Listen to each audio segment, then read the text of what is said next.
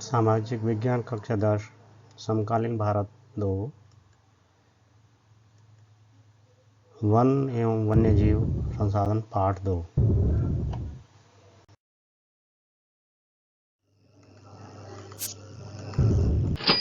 बच्चों, आप ये चित्र देख रहे हैं, ये वनों के चित्र हैं जिसमें आपको बड़े बड़े पेड़ पौधे, हरी घास दिख रही होगी और इनमें कई जानवर भी दिख रहे होंगे, जो जंगली जानवर शेर, भालू, हाथी, चीता, जिराफ, पक्षी।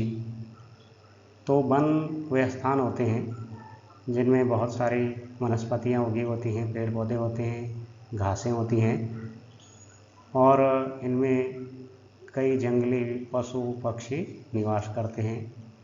वन प्राकृतिक संसाधन है और इसमें पाए जाने वाले जो पेड़ पौधे हैं वो प्राथमिक उत्पादक हैं जिन पर समस्त जीव निर्भर हैं।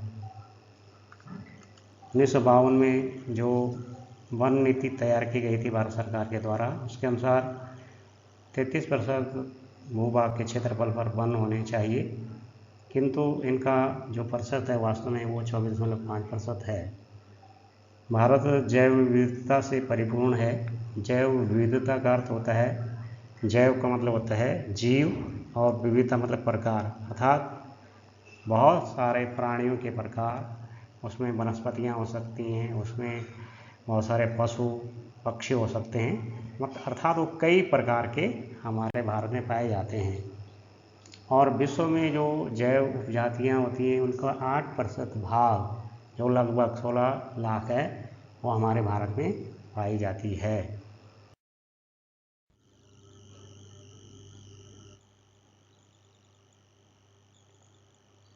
बच्चों, आपको इस चित्र में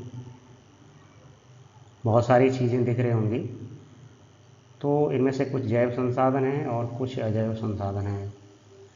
जैव संसाधनों में पेड़ पौधे हो गए, हरी घास हो गई, ये पशु हो गए, पानी में रहने वाली जो मछलियाँ हैं वो हो गई, पक्षी हो गए। अजैव संसाधन सूर्य का प्रकाश, हवा, ये पहाड़, पत्थर और मिट्टी। तो यहाँ पर जो जैव और अजैव पदार्थों का आपस में एक संबंध है और वो मिलकर के यहाँ की पारिस्थितिकी बनाते हैं। जीव और वातावरण में जो संबंध है उसके कारण ही यहाँ की पारिस्थितिकी तंत्र सुचारू रूप से चलता है। कोई भी जीव जब उत्पन्न होता है तो उसके लिए अनुकूल परिस्थितियाँ होनी आवश्यक हैं। जैसे यहाँ पर हरी घास तभी वो पाएगी जब उसके लिए मिट्टी हो, सूर्य का प्रकाश हो, हवा हो और जल हो। जब हरी घास होगी तो शाकाहारी जीव होंगे और शाकाहारी जीव होंगे तो उन पर जीवित रहने वाले मांसाहारी जीव भी होंगे। किंतु यदि इनमें से किसी एक कड़ी को हटा दिया जाए तो पूरा जो तंत्र है, पारिस्थितिकी तंत्र, वो गड़बड़ा जाएगा और एक जीव के समाप्त होने पर दूसरा जीव भी स्वतः समाप्त हो जाएगा। अगर घास नहीं होगी तो शाकाहारी जीव नहीं होंगे और जब शाकाहारी जीव नहीं होंगे तो मांसाहारी जीव स्वतः ही समाप्त हो जाएंगे। इसका अर्थ ये हुआ कि पारिस्थितिकी जो तंत्र है उसमें जो ये घटक हैं उन सब का एक महत्वपूर्ण स्थान होता है, किंतु आज मानवीय हस्तक्षेप के कारण, जलवायु में परिवर्तन के कारण पारिस्थितिकी जो तंत्र है उसमें प्रतिकूल बदलाव आ रहा है और उसके कारण कई प्राणी विलुप्त हो चुके हैं।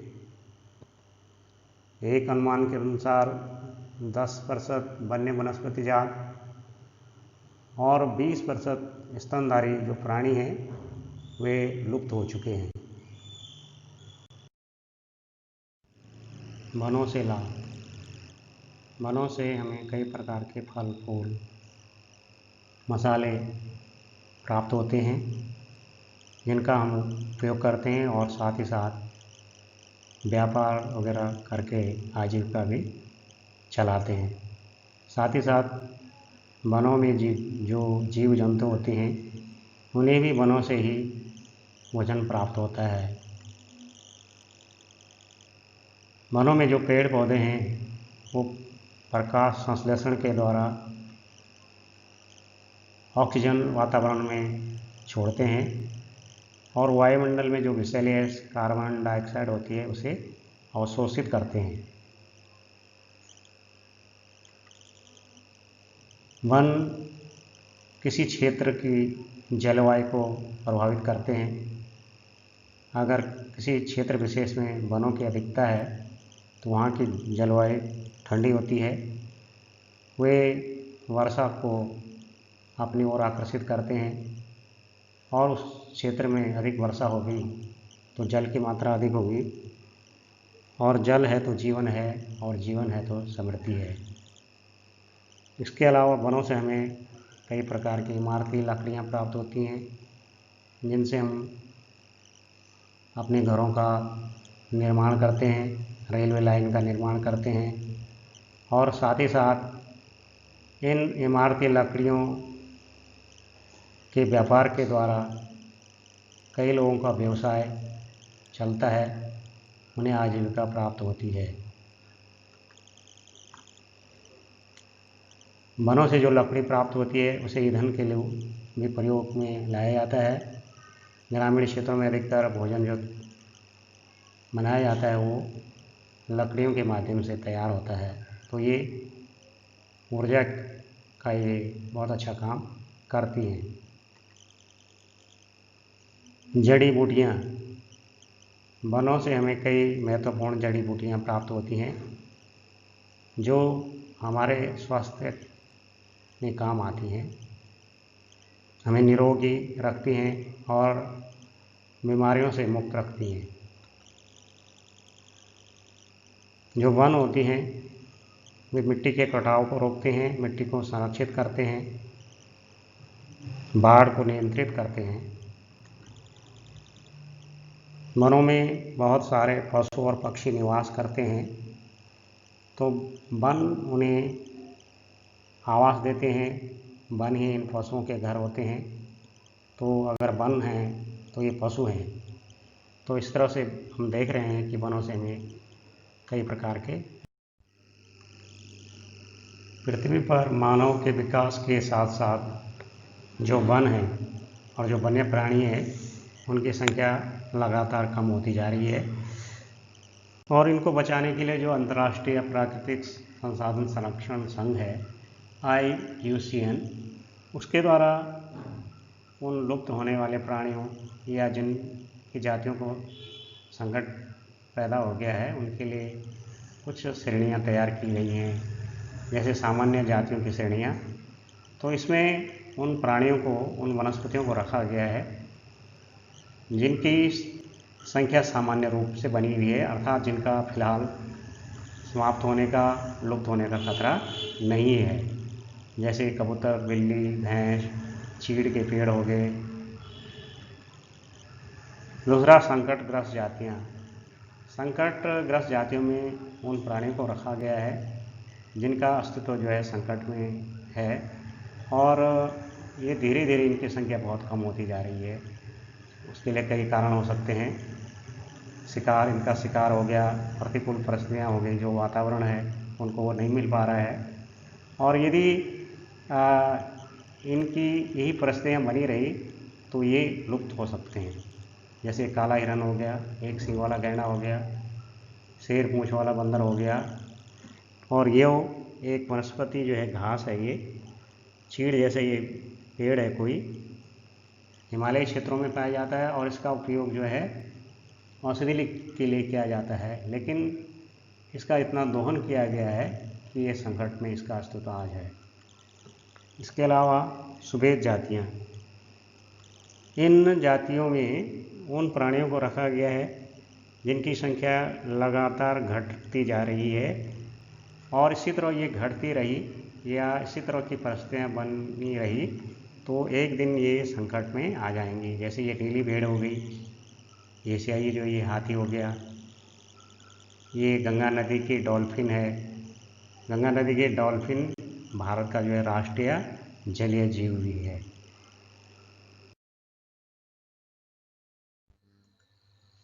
दुर्लभ जातियाँ, इन जातियों की संख्या बहुत कम या सुभेद है, और यदि इनका प्रभावित जो करने वाले जो विषम परिस्थितियाँ हैं, इनको प्रभावित करने वाली, उनको अगर कम नहीं किया गया, उनको परिवर्तित नहीं किया गया, तो ये जो दुर्लभ जातियाँ हैं ये भी जो है संकटग्रस्त जातियों में आ जाएंगी, संकटग्रस्त श्रेणी में इनको भी शामिल कर दिया जाएगा। अब है स्थानिक जातियाँ। प्राकृतिक या भौगोलिक सीमाओं के एक अलग विशेष क्षेत्र में जो पाई जाने वाली कुछ जातियाँ हैं वे स्थानिक जातियाँ कहलाती हैं। जैसे ये निकोबार जो द्वीप समूह है वहाँ पर एक कबूतर पाया जाता है जिसे निकोबारी कबूतर कहा जाता है। अरुणाचल प्रदेश में ये मिथुन पाया जाता है। तो ये स्थानिक जातियाँ हैं। लुप्त जातियाँ, ये वे जातियाँ हैं, ये वे प्राणी हैं जिनकी संख्या धीरे धीरे अब जो है लुप्ति के कगार पर चली गई है, या ये पर्यावरण में इनको कहीं जो है लंबे समय से देखा नहीं गया है। जैसे ये एशियाई चीता है और ये गुलाबी सिर वाली बतख है, ये लुप्त हो चुके हैं।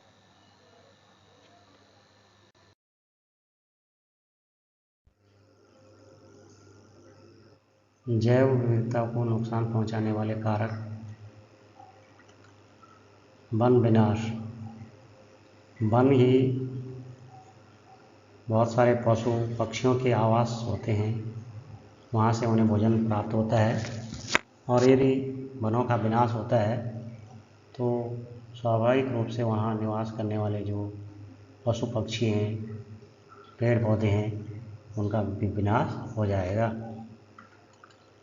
वनों में जो आग लगती है उससे जैव विविधता को बहुत ही अधिक नुकसान पहुंचता है, क्योंकि आग में कई पेड़ पौधे, पशु पक्षी, सूक्ष्म जीव हमेशा के लिए समाप्त हो जाते हैं। विकास कार्यों के लिए जो खनन किया जाता है, सड़कें बनाई जाती हैं, उससे लगातार जंगलों की संख्या घट रही है और जैव विविधता को नुकसान पहुंच रहा है। प्राकृतिक रूप से भी जो कटाव होते हैं, भूस्खलन होता है, बाढ़ आती है, तो उसमें कई प्राणी हमेशा के लिए समाप्त हो जाते हैं। मानव के द्वारा अपने स्वार्थ के लिए, मनोरंजन के लिए पशु और पक्षियों का शिकार किया जाता है और उससे कई जीव जो जातियां हैं वो नष्ट हो चुकी हैं। अधिक अन्न उगाने के लिए मानव कीटनाशकों का इस्तेमाल करता है, उससे कई कीट पतंग नष्ट होते हैं और उन कीट पतंगों पर निर्भर रहने वाले बहुत सारे जो जीव हैं, पक्षी हैं, वो भी समाप्त हो चुके हैं। अति पशुचारण भी जैव विविधता को नुकसान पहुंचाता है। बढ़ता हुआ पर्यावरण का जो प्रदूषण है, जो प्लास्टिक है, कूड़ा कचरा है, उसके कारण भी बहुत सारे जीव जंतुओं को नुकसान पहुंच रहा है और वे उससे नष्ट होते जा रहे हैं। बढ़ती हुई जो जनसंख्या है उसकी आवश्यकता की पूर्ति के लिए लगातार जो वन है वो सिमटते जा रहे हैं और उसका सीधा सीधा प्रभाव हमारी जैव विविधता पर पड़ रहा है। शहरीकरण, गाँव से लोग शहरों की ओर जा रहे हैं, तो शहरों के लिए अधिक भूमि की आवश्यकता पड़ती है और भूमि की पूर्ति जंगलों को काट कर की जाती है, तो जिसका सीधा सीधा प्रभाव जीव जंतुओं पर पड़ रहा है, क्योंकि उनके आवास जो छीन रहे हैं, उनके लिए भोजन का संकट पैदा हो रहा है, तो उनकी संख्या लगातार कम होती जा रही है। बड़े बड़े जो बांध परियोजना हैं, जैसे टिहरी बांध परियोजना है, 42 वर्ग किलोमीटर क्षेत्र में फैली हुई है, तो उससे उस क्षेत्र में जो वनस्पति है वो हमेशा के लिए नष्ट हो जाती है। फिर उसमें जो रहने वाले जो जीव जंतु हैं वो भी हमेशा के लिए नष्ट हो जाते हैं। तो बड़ी बांध परियोजनाएँ भी जैव विविधता के लिए नुकसानदायक हैं।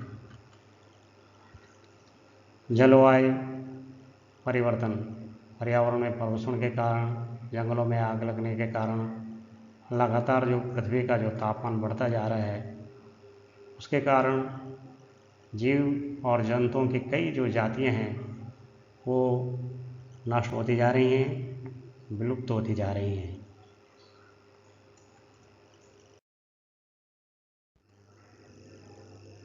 प्रशासन के आधार पर वन एवं वन्य जीव संसाधनों के प्रकार एवं वितरण। भारत सरकार के द्वारा वन और वन्य जीवों को बचाने के लिए कुछ कदम उठाए गए, और उसमें भारत में जो अधिकतर वन और वन्य जीव या तो प्रत्यक्ष रूप से सरकार या वन विभाग या अन्य जो विभाग हैं उनके जरिए सरकार के नियंत्रण में है। इन वनों को संरक्षित करने के लिए निम्न वर्गों में बांटा गया है, और पहला है उसमें ये जो वन दिख रहा है आपको, आरक्षित one, reserve forest. Reserve forest वो होता है, देश के आधे से अधिक जो वन हैं वो आरक्षित घोषित किए गए हैं। इन पर सरकार का प्रत्यक्ष नियंत्रण होता है। इनमें मानवीय गतिविधियों की अनुमति नहीं होती है। वन और वन्य जीव संसाधन संरक्षण की दृष्टि से आरक्षित वन सर्वाधिक मूल्यवान होते हैं।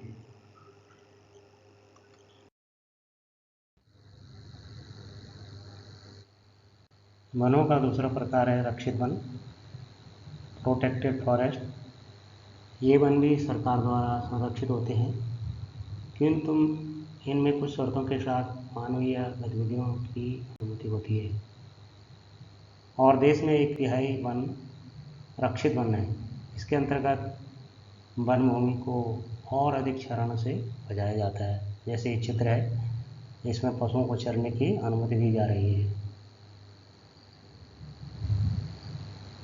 वनों का जो तीसरा प्रकार है वह है अवर्गीकृत वन, अनक्लासिफाइड फॉरेस्ट। ऐसे वन और बंजर भूमि जो सरकार, व्यक्तियों और समुदायों के स्वामित्व में होती है, अवर्गीकृत वन की श्रेणी में आती है। जैसे ये चित्र दिख रहा है जो बंजर भूमि है।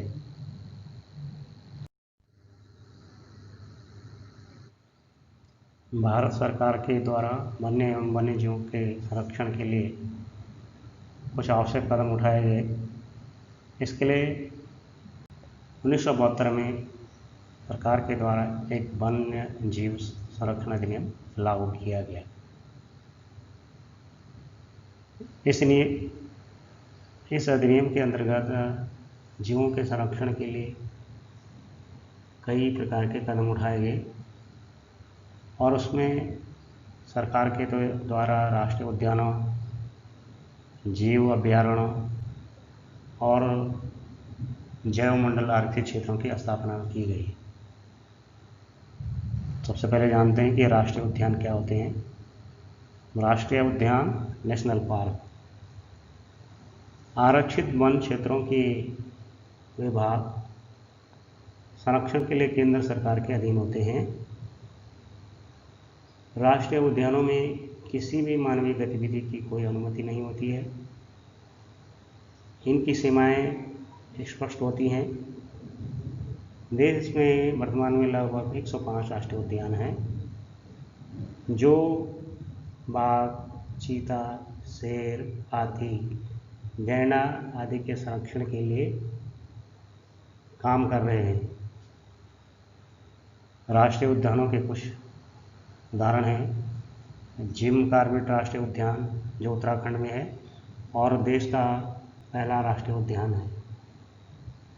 राष्ट्रीय उद्यान दूसरा हेमिस जम्मू कश्मीर में स्थित है।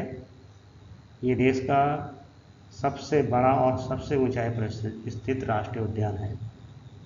सुंदरबन राष्ट्रीय उद्यान ये पश्चिम बंगाल में है और इसमें बाघों को संरक्षित किया गया है।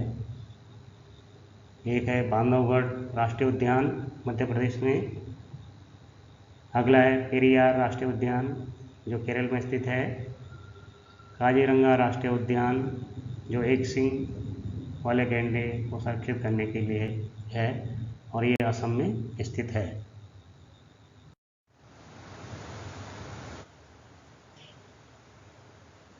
सरकार के द्वारा वन्यजीवों के संरक्षण के लिए वन्यजीव अभयारण्यों की स्थापना की गई।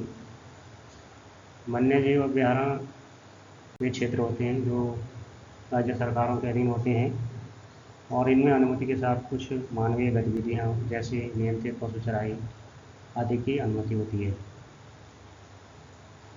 वन्यजीव अभयारण्यों की जो सीमा होती है एकदम स्पष्ट नहीं होती है। वर्तमान में भारत में इनकी संख्या लगभग 532 है। इनके कुछ उदाहरण हैं। मानस वन्य जीव अभयारण्य असम में है। घाना पक्षी विहार राजस्थान में है। हजारीबाग वन्य जीव अभयारण्य ये झारखंड में है। जैसे ये देख लो जो एक सिंग वाला जो ये गैंडा है काजीरंगा असम में। ये जिम कार्बेट में बाघों के संरक्षण के लिए ये घाना पक्षी विहार।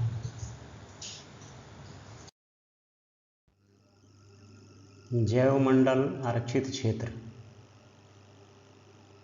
जैवमंडल आरक्षित क्षेत्र में जीव जंतुओं एवं वनस्पतियों का संरक्षण किया जाता है और जैवमंडल आरक्षित क्षेत्र राष्ट्रीय उद्यान एवं वन्यजीव अभयारण्यों से विस्तृत होता है और एक जैवमंडल आरक्षित क्षेत्र में एक से अधिक राष्ट्रीय उद्यान हो सकते हैं। वन्यजीव अभयारण्य शामिल हो सकते हैं। यह भी सरकार के द्वारा नियंत्रित होता है और इसमें कुछ क्षेत्रों में, क्योंकि इसको कई भागों में बांटा जाता है, मुख्य रूप से 3 भागों में बांटा जाता है और कुछ भागों में कुछ मानवीय गतिविधियों की अनुमति दी जाती है। भारत में वर्तमान में 18 जैव आरक्षित क्षेत्र हैं और भारत का जो सबसे पहला जैवमंडल आरक्षित क्षेत्र है वो नीलगिरी का है। उत्तराखंड में भी एक जैवमंडल आरक्षित क्षेत्र है जनपद चमोली के चमोली में फूलों की घाटी। इसका ये आप चित्र देख रहे हैं, ये फूलों की घाटी है जहाँ फूलों की कई प्रजातियां पाई जाती हैं। ये बाघ परियोजना से संबंधित है। बाघ परियोजना बाघों के संरक्षण के लिए अपनाई गई। जब देश में बाघों की संख्या निरंतर अधिक शिकार के कारण घटती गई तो उनके संरक्षण के लिए 1973 में भारत सरकार के द्वारा बाघ परियोजनाओं का निर्माण किया गया, जिसमें जिम कॉर्बेट राष्ट्रीय उद्यान जो उत्तराखंड में है, सुंदरबन राष्ट्रीय उद्यान पश्चिम बंगाल,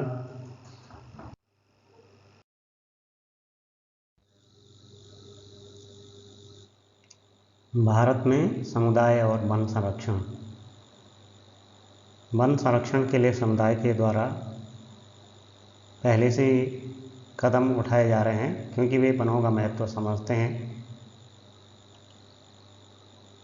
और इसी क्रम में राजस्थान का जो अलवर जिला है वहाँ के 5 गांवों ने 1200 हेक्टेयर वन भूमि जिसका नाम भैरव देवी डाकन है सेंचुरी घोषित कर वहाँ शिकार पर और बाहरी लोगों की घुसपैठ पर पूर्णतः प्रतिबंध लगा दिया। टिहरी के किसानों के द्वारा बीज बचाओ आंदोलन चलाया गया। वर्ष 1988 में उड़ीसा के द्वारा सर्वप्रथम संयुक्त वन प्रबंधन की नीति अपनाई गई। संयुक्त वन प्रबंधन क्या होता है कि इसमें वन विभाग और जो समुदाय और गांव के जो लोग होते हैं वो मिल करके अपने वनों का प्रबंधन करते हैं और इसमें उन्हें सफलता भी प्राप्त हुई।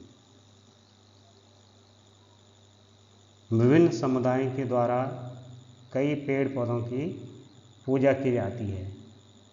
जैसे हिंदू धर्म में पीपल हो गया, आम हो गया, केला हो गया, इनकी पूजा की जाती है और इनको जो है काटना वर्जित है।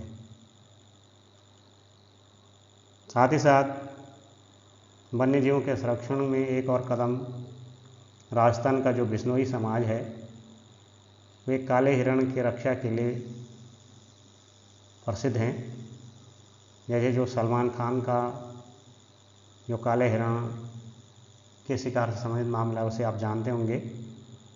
बिश्नोई समाज द्वारा राजस्थान में हुई उनके ऊपर अभी तक एक आरोप लगाया गया है कि उन्होंने काले हिरण का शिकार किया है और उसका मुकदमा अभी तक कोर्ट में चल रहा है।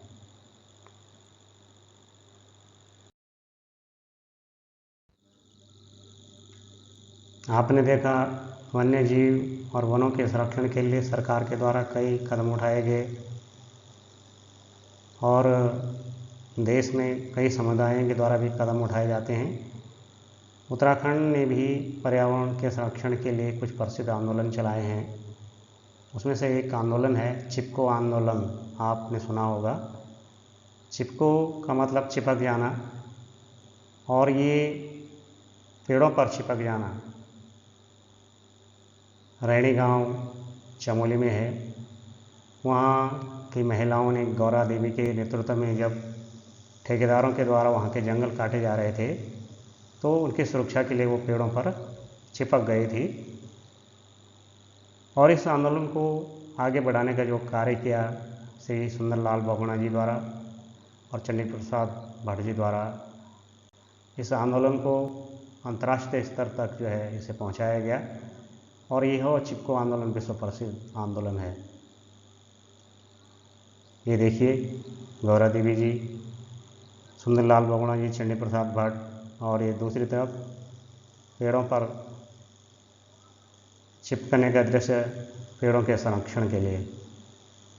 एक दूसरा आंदोलन मैती आंदोलन श्री कल्याण सिंह राव जी द्वारा, जो एक अध्यापक हैं, 1995 से इनके द्वारा चलाया जा रहा है। चमोली ग्वालदम से इन्होंने इसे की शुरुआत की थी। इसमें जब किसी लड़की का विवाह होता है तो वहाँ उन्हें एक पेड़ भेंट किया जाता है और वो उसको उस दिन रोपित करते हैं विवाह के दिन। फिर उस लड़की के माता पिता अपनी बेटी की याद में उस पेड़ को बचाते हैं, उसकी सुरक्षा करते हैं और इसी तरह से जो ये आंदोलन है इसी मैती आंदोलन का नाम दिया गया। तो इस तरह से हम देखते हैं कि हमारे सरकार के द्वारा, हमारे समुदाय के द्वारा, हमारे जो पर्यावरणविद हैं उनके द्वारा पेड़ों के संरक्षण के लिए बहुत सारे कदम उठाए गए हैं और आप सब इसकी महत्ता को समझते हुए, वन एवं वन्य जीवों की महत्ता को समझते हुए इनके संरक्षण में योगदान अपना देंगे, ऐसी आशा की जाती है।